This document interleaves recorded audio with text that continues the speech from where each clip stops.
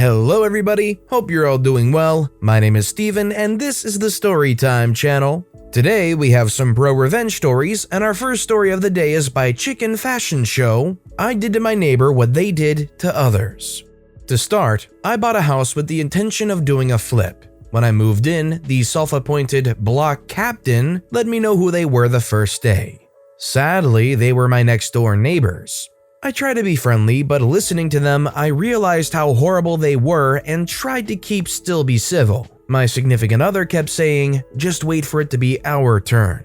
They bragged about, through their contracts with the city, forcing people to make improvements on their houses, getting undesirable renters out of the houses, and just harassing people in general.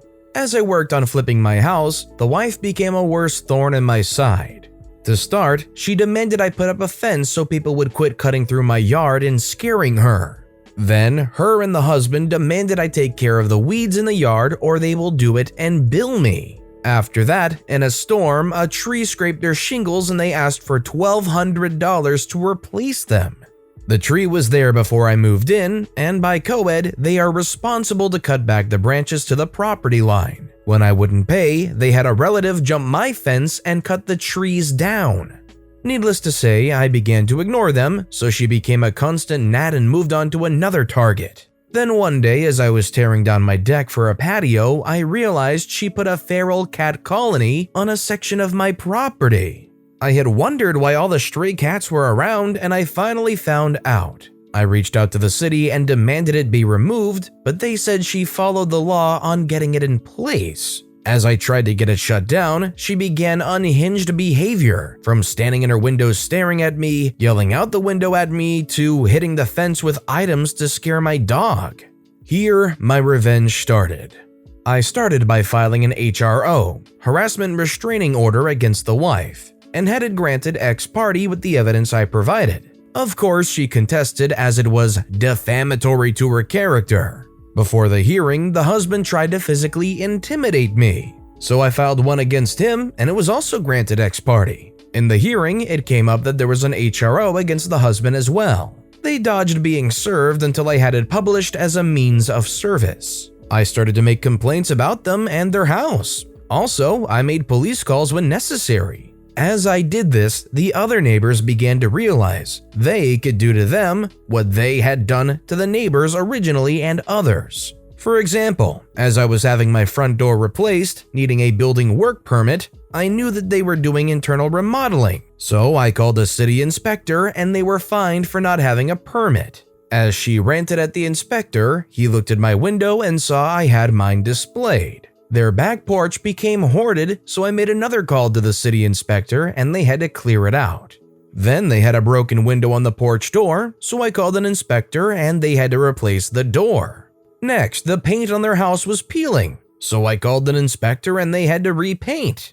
The inspector also found the wood underneath was rotted, along with their front porch was sloping, so they needed to fix the front porch, sections of the wood, and repaint. Through all this, they had up cameras to prove they were not doing the things I said. An example, hitting the fence. They also pointed a camera at my backyard. As it was legal to point a camera into my yard and a part of my HRO was her intrusive watching behaviors, I gave the camera the middle finger on my way to and from my garage. When she complained, with the city tiring of her, their response was she was admitting to intrusively watching me. The fight over the cat colony came to an end when I realized one of the cats had a serious disease, and I began to capture them and turn them into animal control. Don't worry, animal control was part of the feral cat program, so they would not be put down, but the neighbor would have to pay a fine to get each cat out or have the colony closed. Finally, I caught the sick one and it had rabies. Part of the program was for her to capture each new cat and have it vaccinated, something she admitted to willingly not doing on her GoFundMe for the colony. I soon had the GoFundMe shut down when I provided the evidence she was not using the funds as she stated they were going to be used. The city now had to act to close the colony. The person at Animal Control who wouldn't respond to my complaints was fired. The neighbors called in a city mediator who we met with, presented all the evidence, and said we would not meet with them, and provided extremely racist tweets they made about neighbors. The city cut ties with them as community leaders. With their power to bully gone, and having spent what I can only imagine in fines and repairs, like they did to numerous other neighbors. After 14 years, they sold their house and moved out, way out to the suburbs where they only have one neighbor about 50 yards away. They knew I was wrapping up my flip and would be out in less than a year. Without being able to bully their neighbors, with people having their back, they seemed to have no further reason to stay. Needless to say, I did several more things to wear them down. Finally, when I listed my house, it was sold while theirs was still on the market. As a final FU to them, I reported to the county they had both the new and old house listed as their homestead, meaning they were paying less in property taxes, so they got hit in with more fines on my way out. OP didn't just flip a house, they flipped the whole neighborhood after that one. Have you ever had a neighbor like this, or do you know anybody that had a neighbor like this? Let me know in the comments down below. Our next story is by Metallic Can't Die 2. Neighbor likes to park in front of my house? Okay then. This happened a few years ago. My neighbor started parking on the street behind my car, like literally inches for no apparent reason. My neighbor has a driveway, empty, and also lived 2 houses down the street. I don't have a driveway, so on-street parking is a must for me. So after a few weeks, I asked if it was necessary to park so close when there was literally no cars on the street for over a quarter mile. He said, "No, but there's no law against it," with a big crap-eating grin on his face. A few weeks pass by, and my car gets hit because someone thought there was enough room to clear as his truck blocked the view of my car entirely. I see this happen, but unfortunately can't get a model or license plate number. I find my neighbor's email address because I really didn't feel like talking to him and asked him again if he could just park further down the road closer to his house. He replied, "Nope, suck on it." Okay, I had lived here for quite a long time and never had any issues with him or any other neighbor. I keep to myself, never make noise, don't have any noisy pets or parties, etc. His truck has his business name on it. Google it, find out it's his own business. Lots of Yelp reviews, Better Business Bureau rating, etc. All these links point to his website. I go to check his website, it doesn't load up. I head over to the Whois and see that the domain isn't registered. I snag it. Before I think of what to do with it, I Google the owner's name and find out he's been convicted of murdering a child 20-ish years ago. I find a handful of links that details his story rather explicitly. I copy and paste all those links into an email to him, a throwaway account so he can't just reply to me as I deleted it afterward. Said something like, "Well, if you want to be a jerk for no reason, I just bought your business domain. Here's all the links I plan on posting on it. I don't have to list your business name because all your business listings across the internet have this URL pointing to it. Keep parking like a jerk. Yes, it's legal, but you are willfully doing this just to annoy me. I legally bought your domain and can legally link these articles. Park behind me again and I'll launch it." Within an hour, his truck was moved into his driveway. He asked me for the domain and I told him, when either you move or I move, I'll hand it over. Until then, it'll remain offline. So in this story, we're really just gonna gloss over that one detail near the end there. I'm sorry, but when I was reading this story, when I got to that detail, and you know which detail I'm talking about, I probably stopped for a good couple minutes just to take in that one sentence. I don't know if this story is true or what's going on, but I don't even know if I would want to mess with somebody that was convicted for something like that. Wow. This next story is by Neferzum. Don't mess with my family, lol. Background. I grew up almost exactly between 2 small villages, A and C. Since our house belonged to the same postal route as Village A, we did all our postal and banking in that village. Even when I went to school in Village C, I still did banking, etc. in A. When I eventually got a job and apartment in C, I went to do my banking there. A warm welcome was not what I met. Around 2006, we had just gotten a shopping mall there, smack in the middle of nowhere, and one of the shops processed payments a little different from what we were used to. Normally, when you pay, it reserves the amount that you can't touch, and after 2 days, it goes as payment. The thing they did was that they reserved the amount, then released it just to withdraw the whole amount from the month in one go. So if you use like 50 to buy food, a little bit of time later, you're like, darn, I still got 50 left, and you buy more food. And then at the end of the month, they draw 100. So it was easy to get an overdraft. Before long, you learn to pay cash there. My bank at A explained this to me since they'd have many complaints about it. So my card got eaten by an ATM. It turned out since it was a youth card, I could only enter the wrong code 3 times in its entire life cycle. And apparently after 5 years, this was the 3rd. So I thought since now I live here, I'll just go to Bank C. I came in and got greeted by one of the cashiers who turned out to be an old classmate, and I explained about my card and she explained why it got eaten. So I was just like, order me the same one. And she was like, wait, you're grown up now, you can have a Visa. And I was like, oh darn, you're right.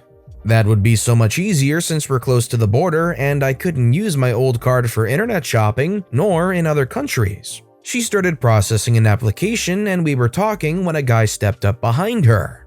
Apparently, he was the new office manager, and he asked what we were doing. She told him I'm turning in an application. And he was all like, yeah, about that. I see you have some overdrafts a few months ago. And I was like, oh yeah, you know, this store, blah, blah, blah.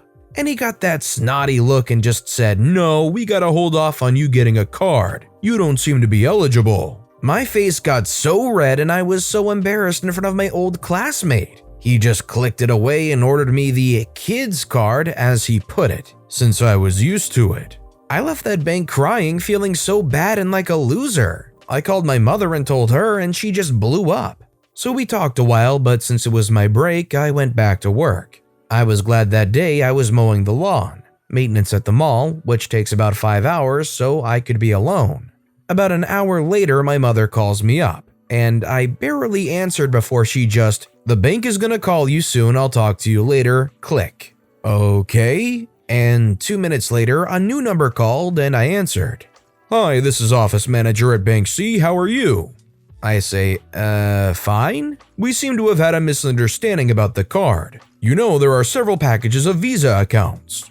Okay, no, I heard nothing about that. You just looked at me and chased me off. Yeah, why don't you come in and we'll get you sorted, okay? Okay, I hang up all confused. The freak happened. He sounded all bashful and apologetic.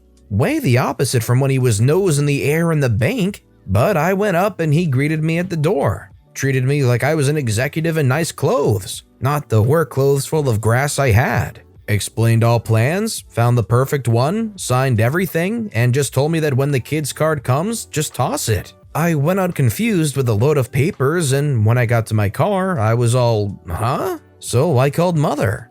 She asked if it went well. I said, I got a Visa card? How? What happened? She says, well, I called the head of Bank A, our personal banker for years, and told her what happened. She was not happy. She said she'd call him and set him straight about the overdrafts. I say that was all it took? He didn't trust me? Don't really explain the royal treatment. She said, oh no, she also told him that for his information, the girl you just turned away, her 3 older brothers are CEO in 3 companies that all do their banking with us in the millions. I said, my brothers wouldn't change just because I didn't get a card. She says, that's what I told her, but she said that he doesn't know that. I laughed for like 3 days straight, and I do all my banking with A now. Never mind the 20-minute driving. Well, it's certainly nice to have at least one bank that's willing to go to bat for you. Although I guess it's pretty easy for the bank to go at bat for you when you have older brothers that do a lot of business with them. And our final story of the day is by Equivalent River 599. Lady uses my number for her crap for 3 years. I finally do something about it. Ever since I switched my phone number, I have been getting text messages meant for someone else. I have gotten everything from her email password being changed to some random dude Venmoing her $50. I know her first and last name. I have spoken with her family too many times to count. It has gotten really frustrating. I have tried to do this the nice way, but the message won't get through to her. So today, I decided to do something about it.